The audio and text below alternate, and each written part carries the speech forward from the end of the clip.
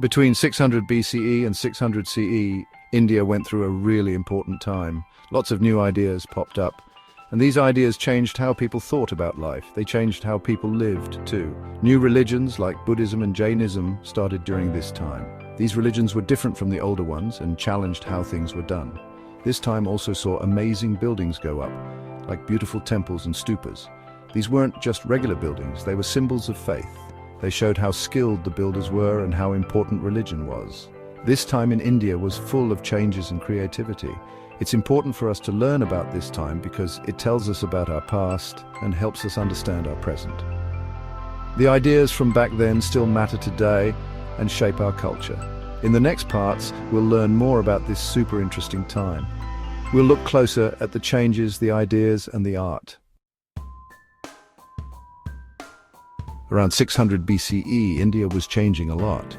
People started moving to cities and new kingdoms called Mahajanapadas were forming. These changes brought new problems and new chances. People started questioning the old ways and wanted to find meaning in life.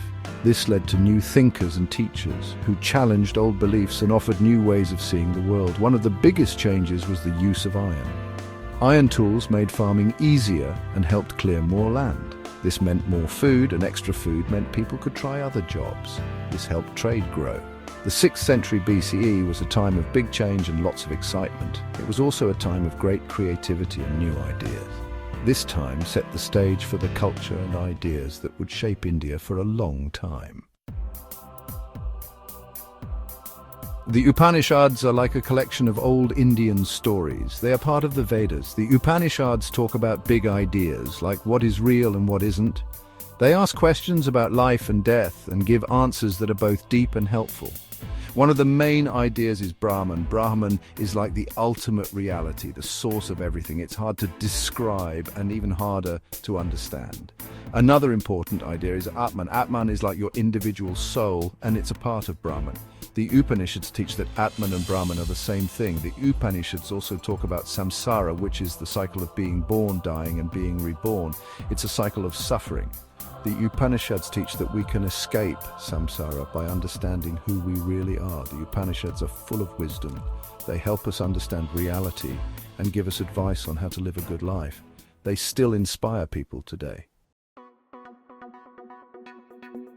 Mahavira was an important religious teacher in ancient India.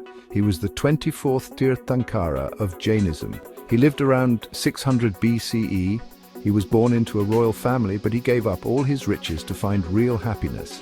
Mahavira believed that the way to be happy was through non-violence, which he called ahimsa. Ahimsa means not hurting anything that's alive. Mahavira also believed in aparigraha, which means not being attached to stuff. Another important teaching was anekantavada. Anekantavada means respecting different opinions and being tolerant of others. Mahavira's teachings had a big impact on India. Jainism teaches self-control and how to manage our wants. It also teaches us to live a simple and good life. Jainism quickly spread through India and became popular with all kinds of people. Section 5. The Teachings of Buddha.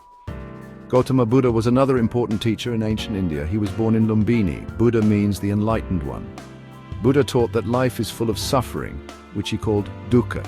He said the cause of suffering is desire, which he called tanha. Buddha said we can stop suffering by following the Eightfold Path. The Eightfold Path is like a guide for how to live. It includes right understanding, right thought, right speech, right action, right livelihood, right effort, right mindfulness, and right concentration. Buddha also didn't believe in the caste system. He believed everyone is equal. Buddha's teachings gave people hope and a way to escape suffering. Buddhism spread quickly through India and to other countries.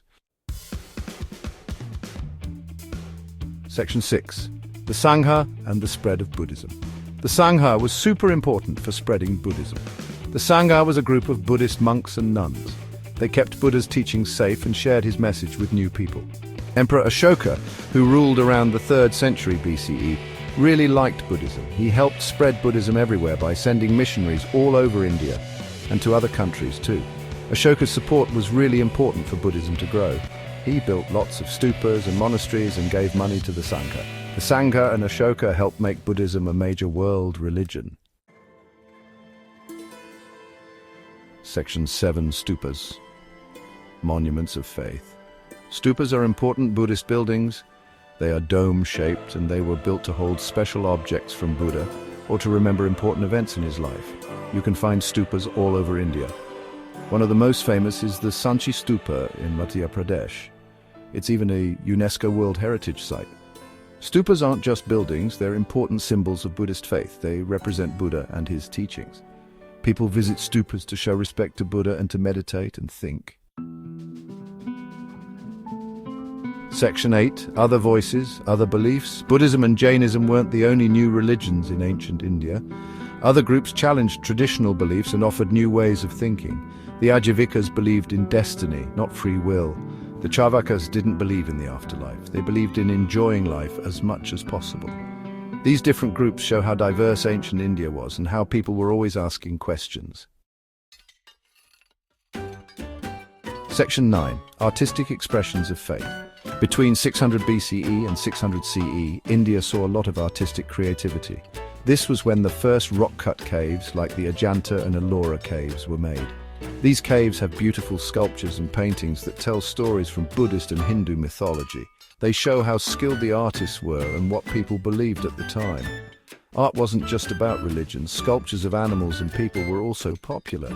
New art styles developed during this time, and these styles continued to change over time. This time was really important in India's history. It was a time of big change. New religions, new philosophies, and new art and architecture all came about. This time period built the foundation for the India we know today.